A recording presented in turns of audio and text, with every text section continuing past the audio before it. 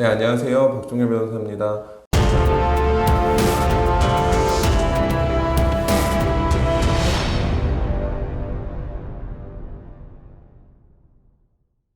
임대차 계약을 체결했다가 보증금을 반환받지 못해서 변호사 사무실에 오시는 분들 굉장히 많습니다. 근데 저희가 다루고 있는 사건들 중에 지난번에 전세 사기, 즉 깡통 전세와 관련된 사건들 말씀드린 적이 있는데요.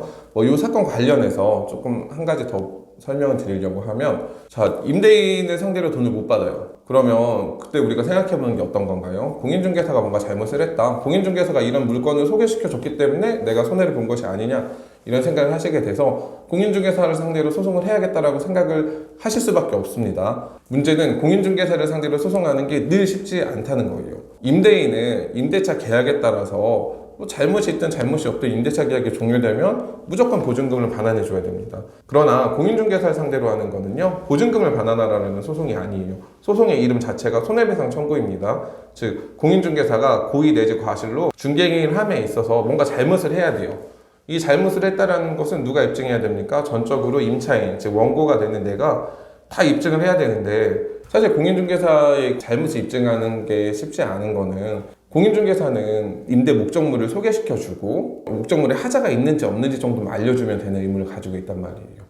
근데 그 하자와 나중에 보증금을 반환받을 수 있는지 없는지, 즉 임대인에게 어떠한 자력이 있는지 없는지는 완전히 별개란 말이에요. 임대인이 다른 재산을 가지고 있는지는 공인중개사가 설명해주는 의무에 포함되어 있지 않습니다. 그래서 보증금 반환받지 못했으니까 그냥 공인중개사 상대로 손해배상 청구를 할 거야, 이렇게 소송하시면 패소할 수밖에 없고요. 패소하면 당연히 소송 비용까지 부담할 수밖에 없습니다. 그러면 어떤 경우에 이게 가능하냐, 의문일 수밖에 없는데요. 깡통 전세가 많이 문제되는 사건들에서 상당수는 이 선순위 보증 금액이 얼마인지를 제대로 고지하지 않은 사건이라고 말씀드렸었습니다. 새롭게 계약을 체결하는 임차인은 확정일자 부여현황을 발급받지 못하기 때문에 선순위 보증금이 얼마가 있는지는 알 수가 없어요. 그러나 공인중개사는 임대인에게 요청을 하면 되잖아요. 공인중개사로서는 임대인에게 확정일자 부여현황 한 번만 갖고 와봐라, 그래서 그 내용을 보고 설명해줄 의무가 있다는 거예요. 이거는 대법원 판결에서도 여러 차례 확인된 바 있는 공인중개사의 법적인 의무입니다. 그런데 공인중개사들이 중개할 때 어떻게 해요? 그냥 임대인이 이거는 선순위 보증금 얼마 있다고 하니까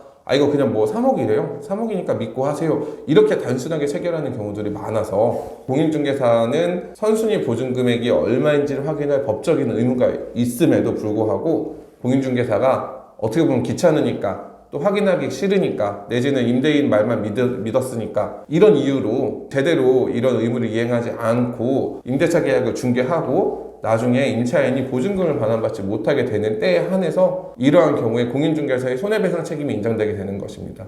그리고 또 많이 보셨을 거예요. 임대차 계약서 뒤에 공제증서가 하나 붙어 있잖아요. 공인중개사의 어떤 보험회사 같은 한국공인중개사협회에서 같이 공인중개사 책임을 지게 됩니다. 다만 제가 조금 아쉬운 거는, 법원에서는 공인중개사의 과실을 입증하는 경우에 한해서 손해배상 책임을 인정해준단 말이에요. 그러나 임차인에게 어떤 과실을 한 50% 정도 이렇게 책임을 지게 됩니다. 그래서 내가 1억의 보증금을 반환받지 못하게 됐더라도 실제 공인중개사와 공인중개사협회가 배상해줘야 되는 손해액은 한 5천만 원 내외로 좀 제한하는 경우들이 있는데, 근데 이게 임차인 입장에서 너무 좀 가혹한 판결이 아닌가 하는 의문이 있어요. 판결문 내용을 좀 보면 임차인도 선순위 보증금액이 얼마인지를 구체적으로 확인할 의무가 있고 그런 의무를 이행하지 않았으니까 과실이 인정된다라는 건데, 또 판결문에 이런 내용들이 있어요. 그 하나하나 확인해보지 않았다. 그러면은 내가 원룸 건물 들어가는데, 내가 예를 들어서 301호예요. 그러면 1층, 2층, 3층, 4층 건물 다 돌아다니면서 그 사람들에게 당신 보증금이 얼마예요? 이렇게 물어보면서 임대차 계약을 체결하는 사람이 어디 있겠습니까? 물론 임차인에게도 일부 잘못이 있을 수도 있지만 너무 형식적인 것은 아닌지, 공인중개사는 보수를 받고 일하고 있고 공인중개사가 전문 자격증이잖아요. 어쨌든 그러면 조금 더 꼼꼼하게 파악을 해서 차라리 임대차 계약을 체결할 때 단순하게 설명하고 확인해 주지 말고 임대인에게 확정일자 부여현황을 발급받아 오라고 하면 되는 거잖아요. 사실 그러면 깡통 전세나 이런 전세 사기 범행은 굉장히 줄일 수 있음에도 불구하고 이런 걸 하지 않는 것은 좀 안타까운 점이 있어요. 다만 우리는 어쩔 수 없이 법원에서의 판결 내들이 자꾸 손해배상액을 줄이고 있기 때문에 어쩔 수 없지만 그래도 계속해서 재판을 하실 수밖에 없습니다.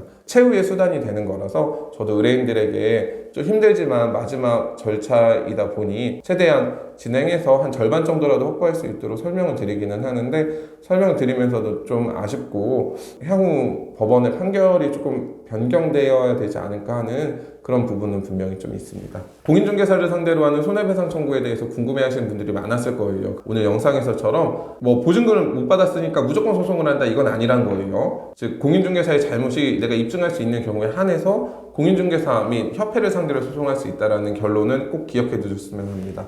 영상 이만 마치겠습니다. 감사합니다.